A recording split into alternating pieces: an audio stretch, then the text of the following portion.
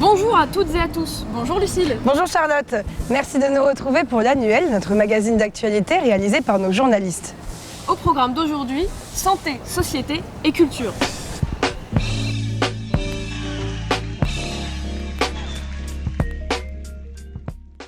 Nous allons d'abord parler éducation. Comment éviter l'échec scolaire dans les quartiers défavorisés? Eh bien Charlotte, à Roubaix dans le Nord, l'école de l'Accordé se bat tout particulièrement contre ce fléau. Sa recette, peu d'élèves par classe, des méthodes d'enseignement à l'ancienne et un prix de la scolarité très faible. Hervé Grandchamp nous emmène sur place. La Marseillaise pour commencer la semaine. Tous les lundis, c'est le rituel de cette école. Les élèves se rassemblent, 4 enfants montent le drapeau français et le drapeau européen. Nous sommes à Roubaix dans le Nord, une des villes les plus pauvres de France. Le chômage y est 4 fois supérieur à la moyenne nationale. L'école privée laïque L'Accordé est installée ici depuis 12 ans. Son ambition, accueillir des enfants en décrochage scolaire. Dans la cour, les élèves sont principalement issus de l'immigration ou de milieux défavorisés. Tous portent l'uniforme. C'est l'identité de l'école, une volonté des enseignants. Le fait d'avoir les uniformes, ça rappelle aux enfants qu'ils font partie de l'aventure de l'Accordé et qu'ils participent à cette aventure-là. Et donc ils font partie d'un corps, vous voyez. Et donc ça crée une certaine cohésion. La fourmi, très bien. Alors vous l'écrivez en dessous. Au programme, dictée, calcul mental tous les matins, des lignes d'écriture jusqu'en fin de primaire. Les lions se dépêchent ici. Autant de méthodes à l'ancienne, remises au goût du jour. On respecte bien le couloir de l'écriture. Isabelle Avocat était professeure en CE2 dans l'enseignement public à Tourcoing. Elle a choisi cette école pour ses effectifs réduits. Ce qui me permet de suivre les élèves individuellement et puis donc d'aller de pousser les élèves au maximum. Voilà, les très bons vont pouvoir vraiment aller au maximum et ceux qui ont plus de difficultés, nous allons pouvoir donc les aider à avancer au maximum également. Entre deux cours, les élèves apprennent en jouant. Aujourd'hui, c'est cours d'échecs. Et c'est le directeur en personne qui le donne. Pour pouvoir jouer, je vais devoir avancer un pion. Donc le jeu d'échecs, c'est un jeu très éducatif pour les enfants parce qu'il oblige les enfants à se concentrer beaucoup. Ça donne quelques notions en mathématiques. Tout le monde se retrouve au fond de la classe.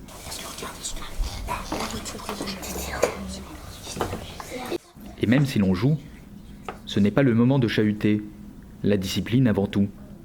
Si j'entends le son d'une voix, vous vous installerez à votre place, les bras croisés, pendant 1 minute de pénalité. Donc il faut de la concentration. C'est un jeu de grands, donc ils sont très fiers de pouvoir apprendre ce jeu-là. Et puis les enfants les plus turbulents aiment beaucoup ce jeu parce que c'est un jeu d'opposition. Donc leur caractère un peu bagarreur est aussi mis à contribution. Après 1 heure d'effort et de concentration, c'est l'heure de la pause. Ici, pas de cantine. Ce sont les parents qui ont préparé le repas de leur enfant.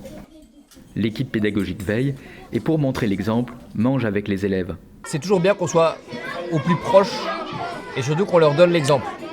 Donc s'il y a trop d'excitation, on va donner un petit coup de clochette et on va leur expliquer tranquillement que la pause du déjeuner doit être vraiment une vraie pause reposante pour pouvoir attaquer l'après-midi correctement. La plupart semblent apprécier ce fonctionnement. Il nous aide à travailler bien et pour avoir un beau diplôme. Très contente, ça nous plaît beaucoup. Parce qu'il y a des bons profs qui font la justice. Ouais, c'est vrai. C'est une école d'amitié. C'est une belle école. C'est une école d'amitié. On est bien, gentil. Parce qu'on punit tout le temps. Ah mais si t'es puni tout le temps, c'est parce que tu fais des bêtises. Un peu. Un peu quand même. Donc c'est mérité alors. Après 6 heures de cours, la journée se termine. Ah, salut ma grande. Charlotte a 12 ans. Elle est en France depuis 5 ans. À son arrivée, elle ne parlait pas un mot de français. Une scolarité compliquée, ballottée entre plusieurs établissements. À l'Accordé, elle semble avoir retrouvé une certaine stabilité. Aujourd'hui, elle est la première de sa classe et fait la fierté de son père. Ça fait plusieurs fois qu'elle est au tableau d'honneur. Maintenant, je suis très ému parce qu'elle a fait un parcours extraordinaire. En 4 ans, elle parle français, elle l'écrit, elle le lit, elle calcule, et tout en français. Le père de Charlotte vit dans la précarité. Au chômage, il vient tous les jours chercher ses enfants à l'école. Pour la scolarité de Charlotte, il ne paye que 50 € par mois. Le reste est pris en charge par des donateurs qui croient dans cette méthode éducative. Une formule qui semble réussir à la jeune fille. Moi, quand je suis arrivée, j'avais déjà des difficultés, ils m'ont beaucoup aidée. Et maintenant, j'arrive à me rattraper plus comme les autres. Et j'aime bien les professeurs qui sont là-bas. Comment ils t'ont aidé à l'accorder ? Ils sont pas comme les autres écoles parce que quand eux ils écrivent et ils expliquent un petit peu différent, et l'école l'accordée ils écrivent mais en expliquant en même temps. Dans la famille de Charlotte, ils sont 5 et vivent dans 40 mètres carrés. Je sais que c'est un peu difficile ce soir, un peu compliqué ce soir, mais elle va te laver les mains, ma puce. Comme Charlotte et sa sœur, 80 élèves fréquentent le cours L'Accordé. Une nouvelle école de ce genre devrait ouvrir en septembre dans la Sarthe. Depuis quelques années, ce type d'école hors contrat est en constante augmentation. Entre 2011 et 2017, leur nombre a été multiplié par 4. Santé maintenant. En septembre dernier, au CHU de Lille, un homme de 86 ans s'est fait opérer du cœur sans aucune anesthésie. Il était par contre hypnotisé par un professionnel de santé. Pour atténuer les douleurs et les effets indésirables de l'anesthésie, l'hypnose a franchi les portes de l'hôpital depuis 10 ans déjà. Clémentine Caïto nous emmène au bloc opératoire pour décrypter ce phénomène. Ce matin-là, à l'hôpital Saint-Philibert, une opération un peu particulière. Voilà. Ce patient souffre de varices. Il s'apprête à subir une opération sans aucune anesthésie. Et pour l'accompagner, Christophe Cannevet, anesthésiste et réanimateur formé à l'hypnose. Complètement détendu. Un peu comme un oiseau. Profitez de l'expérience que vous aviez eue et vous envoler sans avoir besoin ni d'un avion ni d'un hélicoptère. Au-dessus de la mer, au-dessus de la terre. Des mots qui rassurent, une voix qui réchauffe.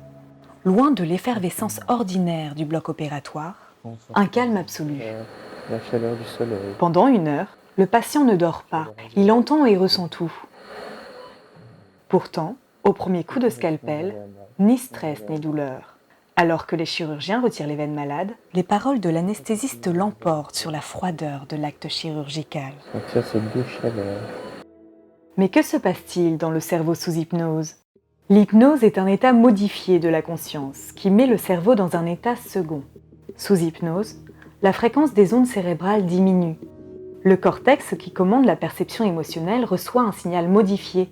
Conséquence, le patient perçoit la douleur différemment. Son cerveau se focalise sur autre chose, un son, une image, une sensation de bien-être. Après ce voyage hypnotique, nous retrouvons le patient en salle de réveil. Vous me remettez ? S'il faut 4 heures en moyenne pour récupérer d'une anesthésie classique, 30 minutes suffisent avec l'hypnose. J'ai tout entendu. Ce qui se passait, j'ai la notion du temps, j'ai l'impression que ça durait 5 minutes. Je pense que la même douleur sans hypnose aurait été insupportable. 60 à 80% des adultes arrivent anxieux à l'hôpital. Pourtant, le traitement de la douleur par l'hypnose, aussi appelée hypnoanalgésie, lutte efficacement contre l'anxiété. Il suffit de transporter le patient ailleurs. Il faut imaginer un patient au bloc opératoire, c'est quelqu'un qui ne sait pas nager, qui est en train de se noyer, et le moindre truc qui flotte, il va s'y accrocher. Donc agréablement, confortablement, tranquillement, enfin tous ces adverbes-là, avec une intonation qui est douce et qui est rassurante, ça marche super bien, quoi. Il n'y a vraiment pas grand-chose à faire pour que le patient il rentre dans l'histoire, quoi. Autre hôpital, autre scénario. À l'hôpital Roger Salengro, on pratique aussi l'hypnose, mais cette fois-ci en complément de l'anesthésie classique. Arnaud Alluin est anesthésiste et réanimateur. Ce matin-là, il s'apprête à endormir une patiente qui se fait opérer de la hanche.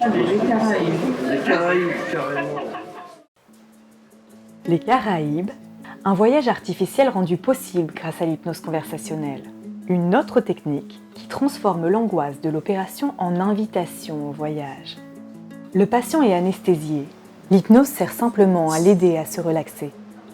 Pour Arnaud, c'est aussi une prise en charge plus humaine et personnalisée du soin. On n'est pas juste technicien, prestataire de service. Je pousse ma seringue, j'endors mon patient, il se réveille, je ne vais plus jamais le voir.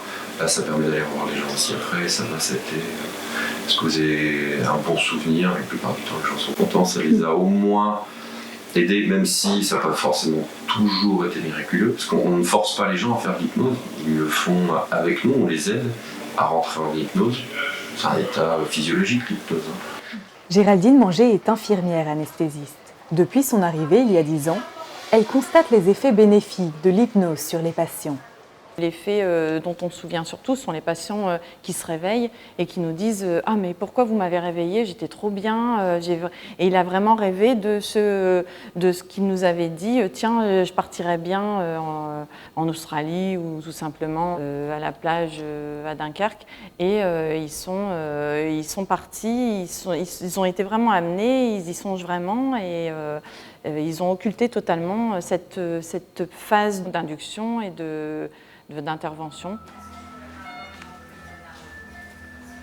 Après l'opération, l'hypnose diminue nausées et vomissements, soulage la douleur et permet une récupération plus rapide. Il n'y a pas qu'au bloc opératoire que la pratique gagne du terrain. À la maternité Saint-Vincent-de-Paul, l'hypnose fait aussi de nombreux adeptes. Ici, 2000 bébés viennent au monde chaque année. Et les sages-femmes sont de plus en plus nombreuses à se former. Pour Caroline Cartini, c'est un précieux outil pour accompagner toutes les mamans et futures mamans. C'est hyper bénéfique par la patiente parce que dans une société où on est un petit peu à se dire je veux pas trop avoir recours aux médicaments, non mais moi je veux pas trop qu'on m'injecte des choses et tout ça, l'hypnose en fait il y a rien. Donc du coup les patientes elles sont plutôt bien réceptives à ça. Parce que finalement il n'y aura pas d'effet indésirable, il n'y aura pas d'effet secondaire. Si 75% des accouchements se font sous péridurale en France, certaines font le choix de s'en passer complètement. Je veux un accouchement physiologique, au calme, en salle nature si possible, génial. Zen et sans péril. Et ben voilà. Et ben c'est parfait, donc vous allez pouvoir mettre en pratique ce que vous avez déjà appris. J'ai pas trop eu le temps de travailler la respiration et l'auto-hypnose, mais du coup vous allez m'aider. Mais loin de l'hypnose de spectacle et de la manipulation, l'hypnose pratiquée à la maternité est un moyen de reprendre le contrôle de son corps. Et vous avez déjà quoi? Un petit garçon. Un petit gars? Et là? Une fille. Chouette. Vous avez déjà... Céline Groux est sage-femme depuis 19 ans au sein des urgences. Pour elle, l'hypnose est davantage un langage, une manière d'être. C'est les apaiser, les faire sortir de leur transe négative et de leurs angoisses parce qu'elles arrivent aux urgences. Elles sont forcément pas bien déjà psychologiquement et physiquement souvent. Et puis du coup, elles s'apaisent, elles sont prêtes et elles sont beaucoup plus à l'écoute de leur corps. Elles reprennent possession de ce qui se passe et elles utilisent leurs propres ressources. Et là, c'est parti, elles commencent à se dire « oui, allez ». Ni un remède magique, ni une solution à tous les maux, l'hypnose est plutôt un outil précieux. Elle permet d'éveiller nos ressources intérieures et mieux vivre l'instant présent, sans stress ni douleur. Une pratique qui a largement trouvé ses marques au sein des hôpitaux et séduit de plus en plus de patients et de personnel soignant. Cuisiner, aller au restaurant, des choses simples qui peuvent vite devenir compliquées quand on est atteint d'une maladie chronique. Par exemple, en cas de diabète, la personne concernée doit constamment contrôler sa glycémie, d'autant que notre alimentation quotidienne est beaucoup trop sucrée. Pour les aider, une nouvelle mode alimentaire a vu le jour, la gluciconscience. Lucille-Berthe Constant nous en parle. Cuisiner, une passion pour Alexandre. Au menu ce soir... Alors, je vais faire des saucisses. Mais surtout des légumes. Avec des pommes de terre, patates douces, des carottes, des sables et une sauce à base de lait de coco, de pâtes de curry. Alexandre est diabétique. Il l'a découvert il y a 10 ans. Depuis, il doit surveiller tout ce qu'il mange. Ça fait un peu peur parce que diabète, on se dit tiens, il faudra manger des choses différentes ou au niveau du sport. Et il y a énormément de questions, énormément de questions qui se posent. Du coup, on passe du temps sur Internet pour voir toutes les infos possibles. C'est comme vivre avec quelqu'un et qui a Il a un caractère assez changeant. Et le diabète, c'est ça, c'est toujours se remettre en question, le remettre en question. Son quotidien a été bouleversé. Sortir, regarder les autres, ses rituels aussi. Plusieurs fois par jour, Alexandre doit tester sa glycémie, son taux de sucre dans le sang. Grâce à cette capsule collée à la peau et cette petite machine, il peut vérifier son taux plusieurs fois par jour. Son capteur de glycémie en continu lui indique son taux de glucides. Pour connaître sa glycémie, on a juste à scanner le capteur avec un petit appareil. On nous donne là la glycémie, donc en temps réel, plus, ce qui est super intéressant, les 8 dernières heures de notre vie de diabétique, on va dire. Un boîtier qui ne le quitte jamais et de nouvelles habitudes alimentaires, comme le calcul scrupuleux du contenu de son assiette. Soit on peut faire comme ça en disant tiens, ça c'est 20 grammes ou par rapport à la fourchette. Là on évalue à peu près 40 grammes de glucides. Mais pas de quoi lui couper l'appétit. C'est très bon. Mais au fait, le diabète, qu'est-ce que c'est ? Lorsque l'on consomme un aliment, il va se décomposer en protéines, en graisses, en sucre, aussi appelé glucides. Une fois digérées, ces molécules se retrouvent dans le sang sous forme de glucose. En parallèle, le pancréas va alors produire de l'insuline. L'insuline va agir comme une clé permettant au glucose d'entrer dans les cellules. Quand on est diabétique, le pancréas ne produit pas ou peu d'insuline. Résultat, trop de sucre dans le sang. C'est l'hyperglycémie et ses conséquences dangereuses sur la santé. D'où l'importance vitale de manger équilibré quand on est diabétique.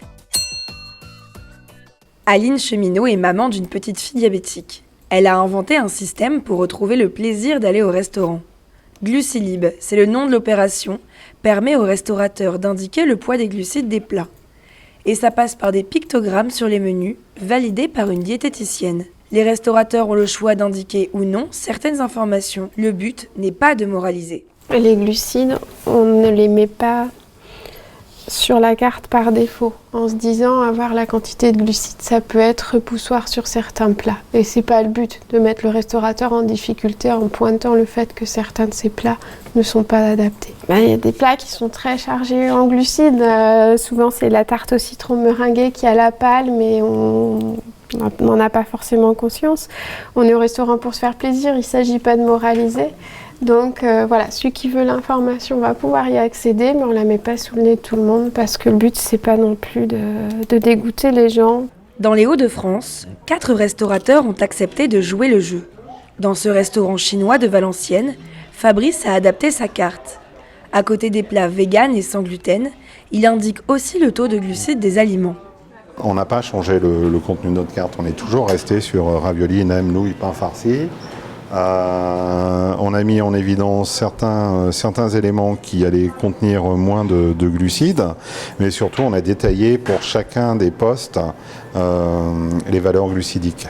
Plus qu'un argument commercial, cet ancien professeur à l'université, devenu restaurateur, y voit d'abord un enjeu de santé publique. Si on développe la prise de conscience en termes de glucides, on développe en même temps la prise de conscience en termes de viande, on mange trop de viande, et on fait une petite synthèse sympathique et on arrive à se dire que la cuisine chinoise est assez équilibrée.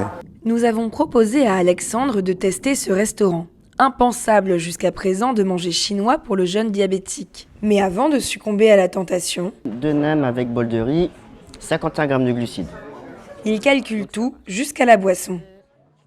On se sent aidé en fait. On se sent facilement aidé et on est moins perdu. Je crains un peu moins l'hyperglycémie ou l'hypoglycémie là pour cet après-midi. Puis en plus j'ai bien mangé, donc tout est parfait. 3 700 000 Français souffrent du diabète. Autant de nouveaux clients possibles pour les restaurants, à condition qu'ils s'adaptent à ces glucides conscients. Mieux manger, ça passe aussi par le jardin. En France, 28% des personnes qui jardinent expliquent le faire pour manger plus sainement. À la frontière belge à Moucron, un couple d'ouvriers retraités lutte pour qu'une nourriture de qualité soit accessible à tous. Au programme cours de jardinage et échange de graines, Lila Hervé-Gruyer nous présente les fraternités ouvrières de Moucron. En plein centre-ville de Moucron, derrière cette petite maison ouvrière, un jardin extraordinaire. Une sorte de jungle où s'épanouissent plus de 4000 espèces sur 1800 mètres carrés. Des arbres, arbustes et légumes qui poussent naturellement depuis plus de 50 ans. Nous sommes ici dans la forêt-jardin des Fraternités ouvrières, une association dont Ignace est membre depuis 20 ans. Ici, vous avez un poirier, vous avez les myrtilles, encore des poiriers, là-bas plus haut, il y a le noyer, il y a du houblon qui passe en travers un figuier. Voilà, il y a de tout partout. Avant, on pensait les pommes, il y en a des rouges et des vertes, mais bon, ici, on ne peut plus parler comme ça, parce qu'il y a à peu près 450 variétés. Donc, qu'ils ont tous un autre goût, un autre aspect. Une végétation luxuriante, des variétés insoupçonnées, et pourtant, ce jardin a été créé avec 3 fois rien. Son fondateur, Gilbert Caron. Dès l'âge de ses 15 ans, il était mécanicien à l'usine. En 1969, alors que les usines des alentours ferment les unes après les autres, Gilbert décide de jardiner un petit lopin de terre. Le but, cultiver ses légumes pour en faire profiter ses compagnons d'infortune. Avec sa femme Josine, il invite les autres ouvriers du coin à jardiner. Son utopie, vivre en autosuffisance de produits bio. Quand j'étais petit, moi je rêvais, c'est ça la fin, je rêvais d'un paradis terrestre quand j'étais petit. Je me souviens quoi ça, je me souviens pas beaucoup, mais je rêvais d'un jardin où on allait se promener comme ça, et il n'avait qu'à ouvrir la bouche et que les fruits tombaient comme ça tout seuls. Ah ben ensemble j'ai fait, hein, j'ai réalisé mes rêves de jeunesse. Qu'est-ce qui peut être de mieux? Non, ben, c'est la revanche. Ça peut être la revanche des petites gens. Rapidement, ils sont une 50aine à venir jardiner. Aujourd'hui, l'association compte plus de 4000 membres et l'ambiance est toujours la même. Tous les jeudis, comme à l'origine, les retrouvailles s'organisent autour du poêle et dans la salle à manger du couple. J'ai oublié les épinards.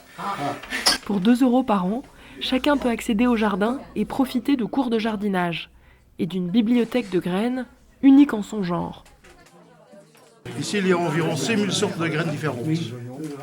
Donc, rien que dans les tomates, par exemple, il y en a déjà 950 environ. On les vend si on veut, disons qu'on essaie de récupérer l'argent qu'on a mis dans ces graines pour les acheter. Ce sont des graines qu'on achète un peu partout dans le monde.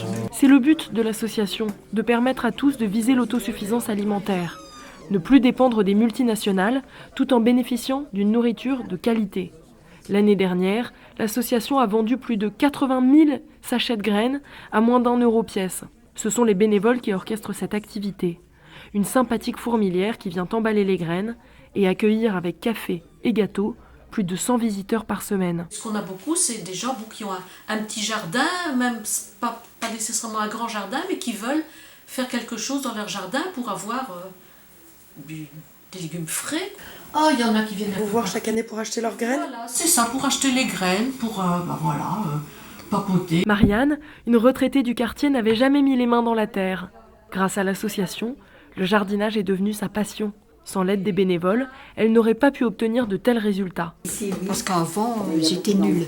Tandis maintenant, c'est pas pour dire, mais... Vous avez beaucoup progressé. J'ai beaucoup progressé. Je suis loin de tout savoir, évidemment. Mais parce que si je viens, c'est pour apprendre toujours des choses. Mais ah oui, j'ai des résultats, vraiment des beaux résultats maintenant. Ça vous apporte beaucoup de bonheur, votre jardin? Énormément. Ça vous vide la tête. Si vous avez reçu vos impôts, c'est l'idéal. Vous allez au jardin.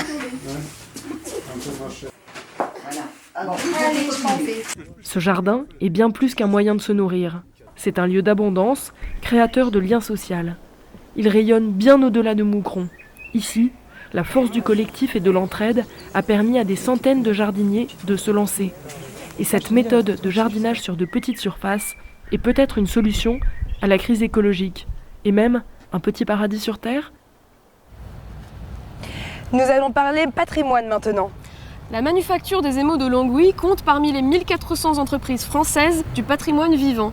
Pourtant, cet atelier de faïence a été placé en redressement judiciaire en 2015. Mais les repreneurs font aujourd'hui tout leur possible pour redonner leur lettre de noblesse à cet artisanat d'art.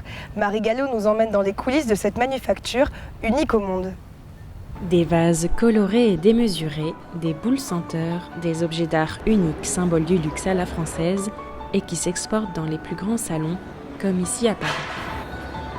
Et pourtant, ces objets sont issus d'un savoir-faire vieux de plus de 2 siècles. Ils sont fabriqués à 300 km de là, près des frontières belges et luxembourgeoises, à la manufacture des émaux de Longwy. Dans ces ateliers, 50 salariés travaillent selon des techniques artisanales. 12 000 pièces sont produites ici chaque année. Chaque étape de fabrication requiert un savoir-faire. Benoît Guillaume est l'un des couleurs de la manufacture des émaux de Longwy. On coule à ras-bord le matin, jusque là on voit le niveau, et on attend 1h30 avant de vider la pièce.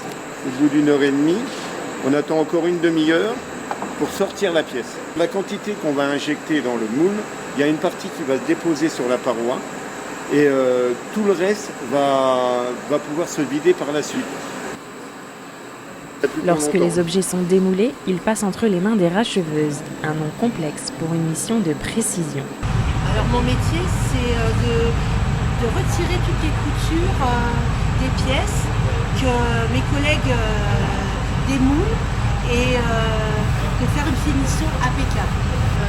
Il faut plus qu'on devine la couture, il faut que la pièce elle soit bien lisse et parfaite, droite, d'aplomb, pas de défaut, pas de trou, rien du tout.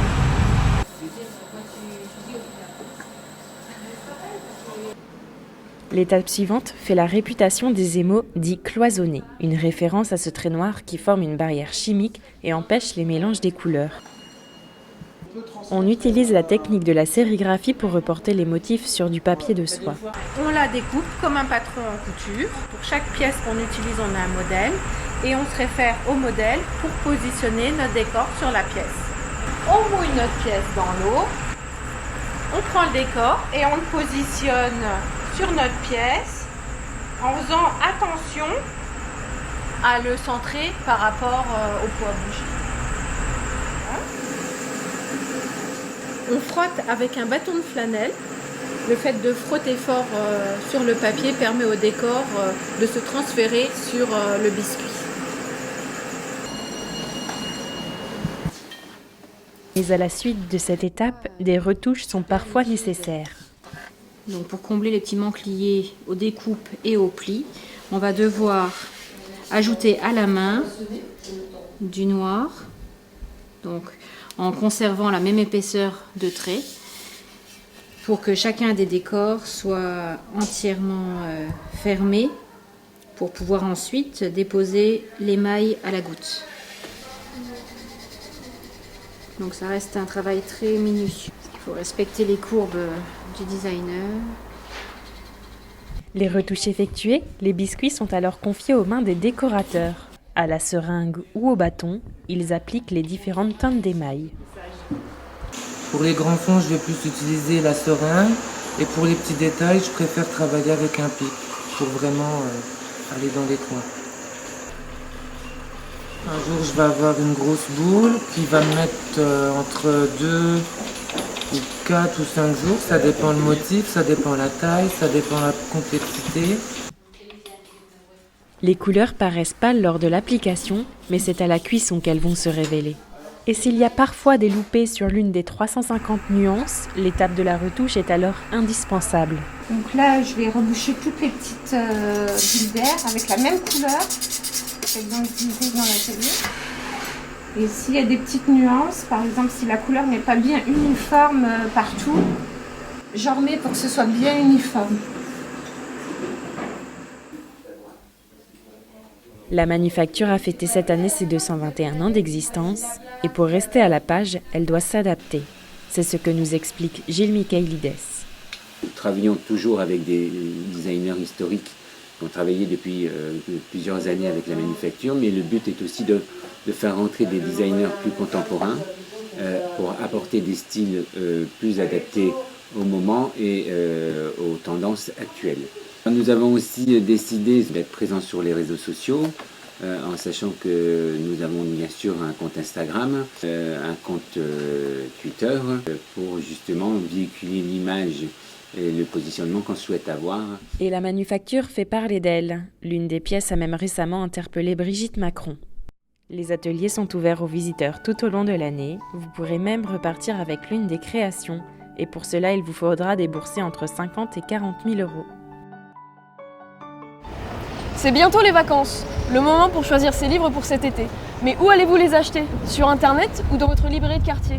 Avec le développement du commerce en ligne, les librairies souffrent et beaucoup ont dû fermer leurs portes.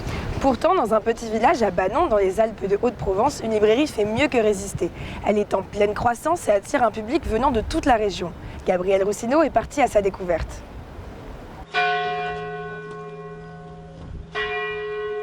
Banon, au cœur des Alpes de Haute-Provence.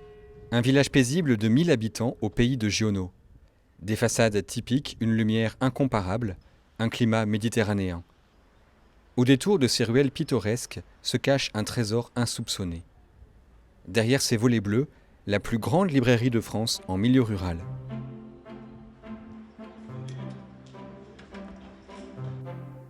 « 800 mètres carrés, 120 000 livres, et pour la faire vivre, 11 salariés qui se relaient 7 jours sur 7, 365 jours par an.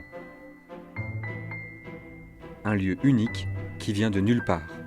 Une histoire hors du commun. Cette librairie n'est pas très ancienne, elle a 25 ans, elle a été créée par un menuisier, Joël Gadefossé. Il a repris un petit magasin de souvenirs dans lequel il vendait quelques livres de Pagnol et donc de Giono.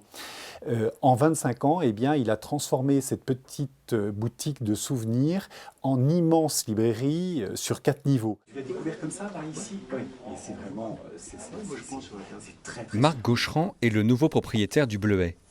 Originaire de Lyon, enseignant en philosophie et directeur d'établissement, rien ne le prédestinait à devenir libraire. En 2014, la librairie est en redressement judiciaire. Elle est rachetée, mais c'est un échec. Marc et son épouse Isabelle décident alors de se lancer. Nous sommes arrivés en 2016, en quelque sorte, au moment où la librairie se portait très mal, avec l'idée de la sauver. C'était moins une, on était vraiment, je dirais, la librairie était en train de couler, les rayons étaient vides, bon nombre de visiteurs découragés par la vacuité de la librairie, la disparition des livres, de certains rayons, commençaient à la fuir. Le couple n'est ni de la région ni du métier. S'ils ont décidé de maintenir le Bleuet, c'est par engagement. On ne compte pas, y compris dans la région, les librairies donc en situation de fermeture. Et donc, sauver le Bleuet, cette librairie mythique, c'était un enjeu véritable. Et donc, nous l'avons décidé très rapidement et nous sommes lancés dans ce projet.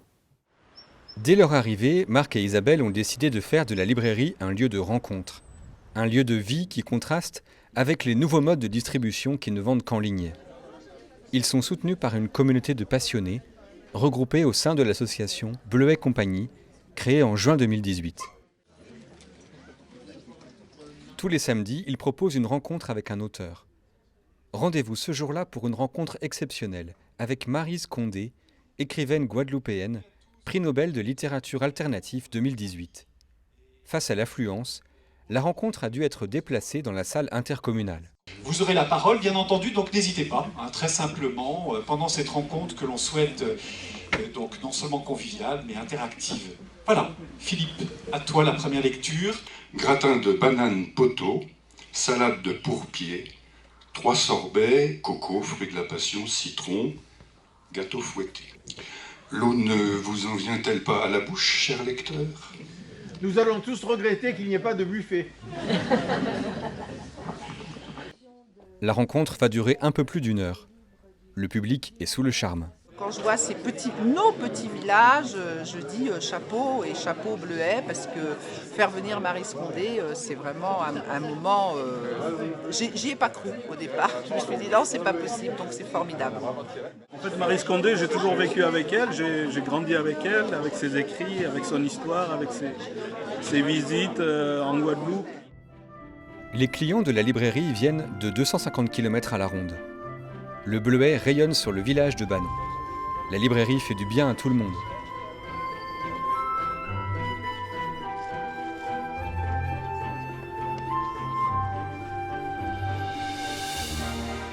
Ça amène énormément de gens sur Banon, donc pour nous, commercialement, forcément, ça rejaillit.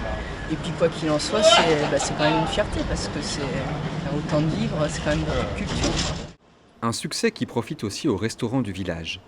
C'est le cas de celui qu'a repris François il y a 4 ans. Lui qui vient de Paris découvre le retentissement de la librairie. La première fois que je suis venu ici, on avait entendu parler de la librairie de Banon, donc on arrive à Banon. On avait toute une bande de gamins avec leurs mobylettes là, autour de la fontaine sur la place. On leur dit, vous savez pas, là, on nous a dit qu'il y avait une librairie, elle est où? Et les gamins, c'est la plus grande librairie du monde! Et super fiers d'avoir ça à Banon.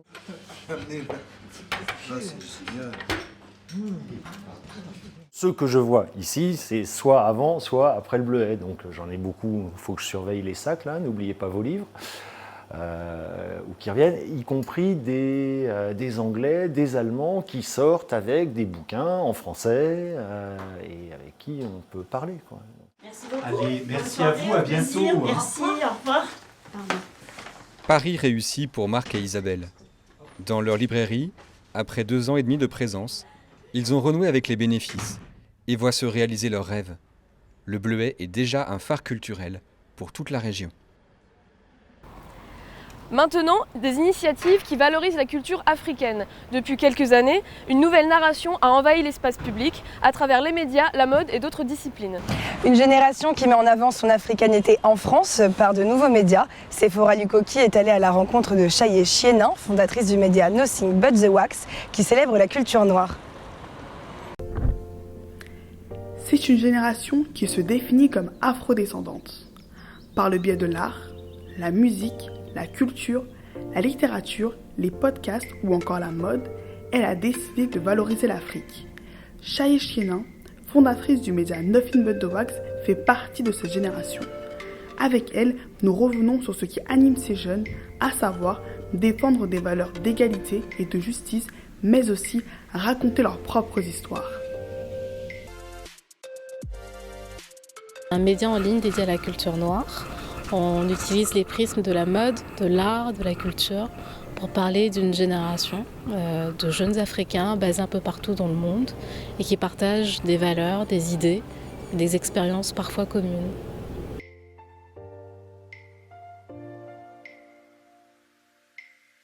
Je dirais que l'une des fiertés que l'on a avec ce média, c'est que clairement on se positionne comme un média afrocentré. Donc on parle principalement de sujets qui ont trait à l'Afrique ou aux Africains, où on essaye vraiment d'avoir un paradigme afrocentré, en tout cas.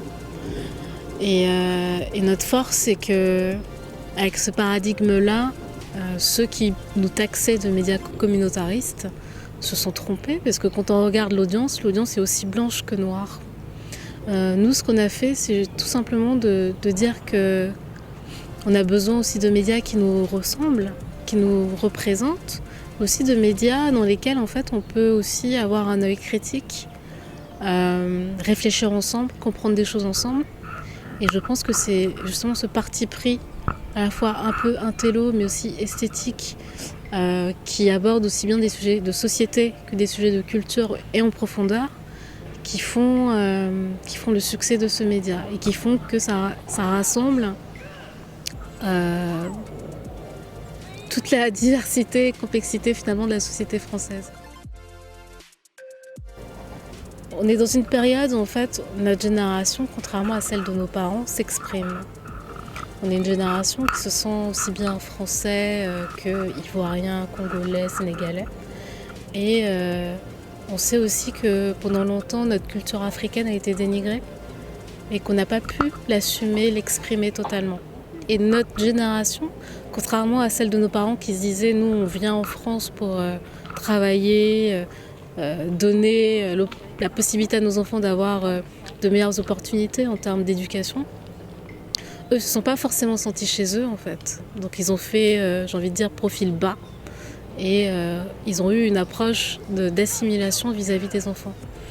Et nous, notre génération qui nous sentons aussi français qu'africains, on est plutôt dans une mouvance où on se dit mais en fait on n'a pas besoin de choisir entre l'un ou l'autre, on est les deux.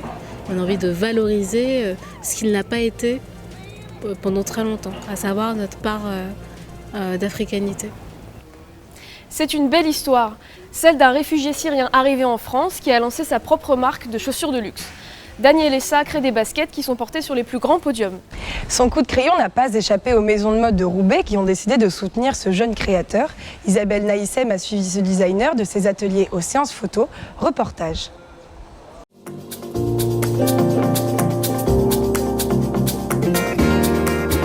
Daniel Essa est un ancien mannequin. Aujourd'hui, il est à la tête d'une entreprise de mode dans la chaussure. Il a même ouvert sa propre boutique dans le centre-ville de Roubaix. L'idée, c'était il y a très très longtemps. En fait, depuis quand j'avais 10 ans peut-être, même avant, quand j'ai commencé toujours à faire les sketchs pour pas seulement des chaussures, des vêtements, etc. Alors c'était un rêve d'enfance. Et après, maintenant, pourquoi j'ai choisi la fabrication ou créer une marque pour les chaussures, c'est parce que quand je suis arrivé ici en Europe et je me suis trouvé à côté de l'Italie, l'Espagne, la France, et il y a beaucoup des usines qui sont très fortes et très connues pour la fabrication de chaussures. Alors je me suis dit, pourquoi pas de commencer à faire la collection et les prototypes et commencer la marque. Cet homme a un destin particulier. Ce Syrien de 30 ans était animateur de télévision, spécialisé dans le relooking, youtubeur beauté dans son pays d'origine. That was how I styled my navy blazer. Hopefully one of the looks worked for you. Avec la guerre, il a dû fuir comme des milliers de personnes. C'est en France qu'il a finalement trouvé refuge. Daniel n'aime pas parler de ce passé. Arrivé à Lille, il est repéré par Maison de Mode, une structure qui aide les jeunes créateurs. Françoise André a fréquenté Daniel lorsqu'il commençait.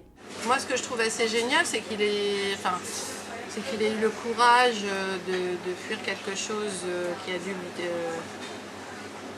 vraiment le meurtrir profondément, de quitter sa patrie, de quitter ses parents, ses grands-parents. Enfin, je sais que c'est très très proche pour lui. Et d'avoir le courage de venir, d'apprendre le français, de se lancer dans une aventure. Dans la mode, on est tous des aventuriers sur nos petits bateaux. Donc pour moi, tout le monde a une chance possible de créer. La seule chose, c'est qu'effectivement, il faut avoir ce courage de remonter la pente, aussi. De tout perdre et de tout regagner à nouveau. À force de courage, il a gravi les échelons. Aujourd'hui, ses produits cartonnent. Ce jour-là, il réalise un shooting à Lille devant la cathédrale de la Treille. Aujourd'hui, on est dans le Vieux-Lille pour faire les vidéos pour les nouvelles chaussures, pour la nouveauté, la nouvelle collection qui va arriver dans 3-4 semaines, quand les clients qui voient les chaussures en mouvement. Et sur les pieds des mannequins en mouvement, ça donne envie d'acheter des chaussures. C'est toujours mieux qu'on fasse une simple photo de produit. Je trouve avec un vidéo, ça donne vraiment encore envie de les porter, de les essayer.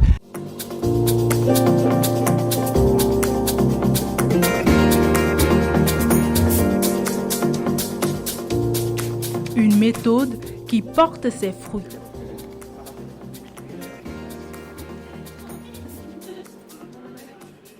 Et ce que j'aime dans sa marque, c'est la simplicité et la finesse de ses produits. Du cuir italien, lorsqu'on marche avec ça, c'est beau, c'est magique. Et ces modèles sont vraiment, vraiment, vraiment bien. J'adore. C'est une forme de basket qu'on n'a encore jamais vue avec un seul côté coloré. Et il y a tellement de choix au niveau des lacets, au niveau des couleurs que on peut laisser s'exprimer notre personnalité comme on veut. Et c'est juste super et je trouve ça vraiment, vraiment de très belles chaussures. Accessoires fashion, les chaussures Daniel Essa sont portées sur les podiums les plus prestigieux, comme lors de cette Fashion Week à Paris l'an dernier.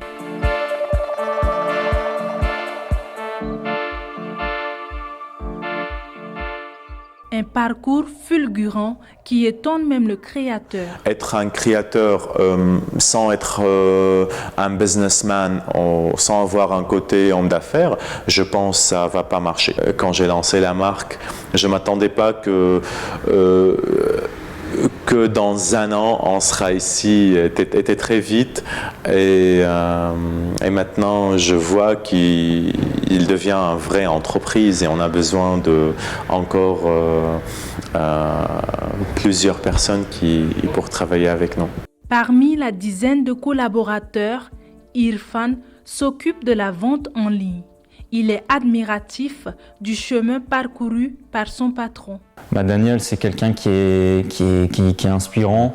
Il inspire dans tout ce qui est création, quand il fait le choix des couleurs, le choix des matières. J'aime beaucoup travailler avec lui sur ces sujets. Dans cette boutique, on reçoit pas mal de clients qui font le déplacement jusqu'ici. Ils viennent de partout en France, donc ils font le chemin jusqu'à Roubaix, donc c'est assez incroyable pour des chaussures. Après, la plupart de nos ventes se font sur notre site internet, notre e-shop. Et après, on a différentes boutiques dans le monde, donc on vend nos chaussures un peu partout dans le monde. Ce féru de mode vit désormais loin de ses proches restés dans les montagnes syriennes. Si son cœur est resté à Damas, il écrit une nouvelle page de sa vie ici à Roubaix. Une success story. T-shirt, bretelles, mini-shorts et jambières, c'est l'uniforme obligatoire de l'équipe que nous allons découvrir maintenant. Une équipe exclusivement masculine qui a sorti les pompons pour encourager l'équipe féminine de roller derby. Au programme chorégraphie, pirouette et autodérision, Charlotte Bénard les a suivis pendant un mois. Ce soir, c'est eux qui mettent l'ambiance. Une quinzaine de garçons et leurs pompons. La seule troupe du genre en France. Les Scrimmage People.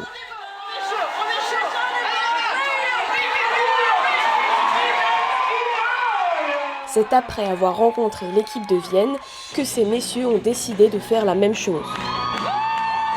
Tous joueurs de roller derby, ils se sont mis à la danse. Et ce soir, ils présentent leur nouveau numéro au public lillois.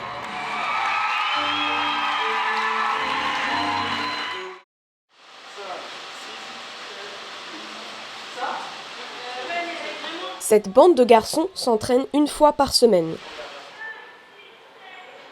Parmi eux, Sylvain, 30 ans. La journée, il vend des cuisines. Les soirs et les week-ends, il est pom-pom boy.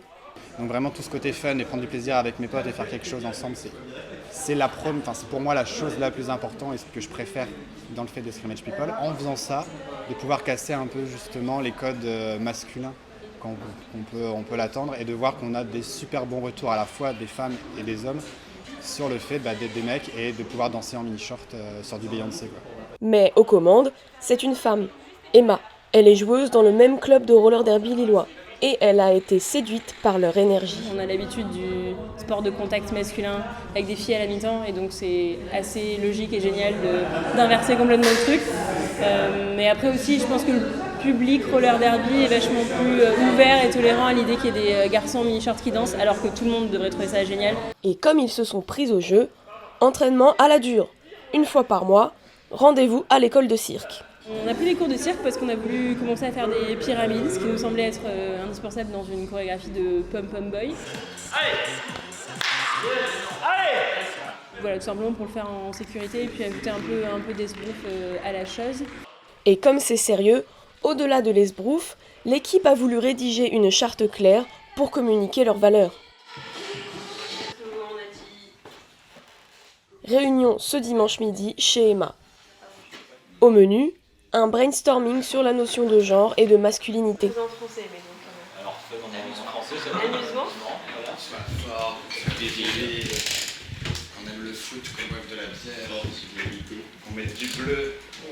Assez débattu pour aujourd'hui et place aux répétitions.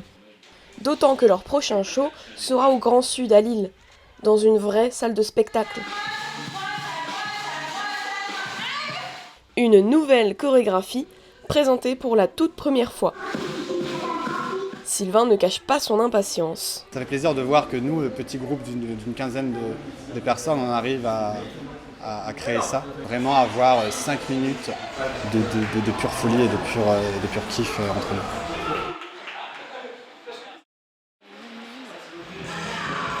Ça y est, le grand jour est arrivé. Eh bon, c'est bon, j'arrive. C'était 16h30 quoi. Aujourd'hui, les Scrimmage People présentent 3 chorégraphies différentes.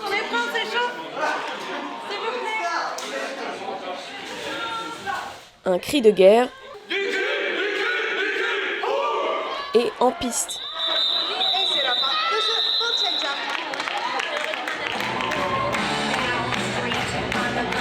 La première chorégraphie, ils la connaissent par cœur. Retour au vestiaire. Vous étiez magique. C'était magnifique. Ce n'est pas le moment de se relâcher. C'est trop bien, trop beau, je trouve. J'aimais bien Emma qui était en face de moi et genre qui était en mode son. La coach tient à ce qu'ils assurent les chorés suivantes. 20h15, une qui connaissent, 21h15, la grande nouvelle.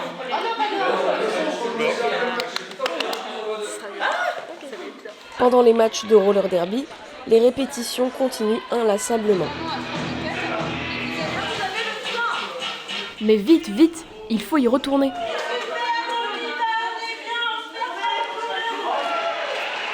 C'est le moment tant attendu. Leur numéro inédit, avec une bonne dose de trac.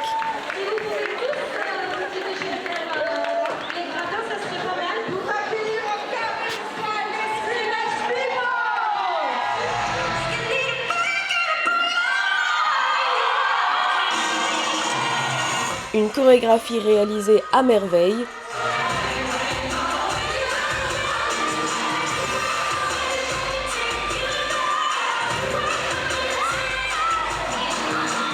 Qui séduit le public.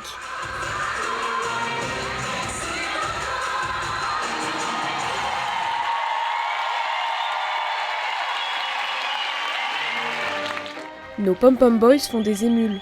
Une autre équipe est en train de se monter à Montreuil. Ils ont même déjà été sollicités par d'autres sports.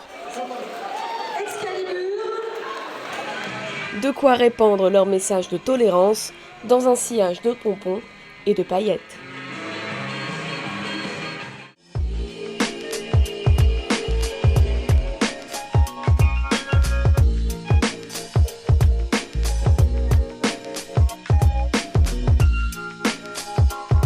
C'est déjà la fin de notre émission, Charlotte. Merci de nous avoir suivis et à l'année prochaine.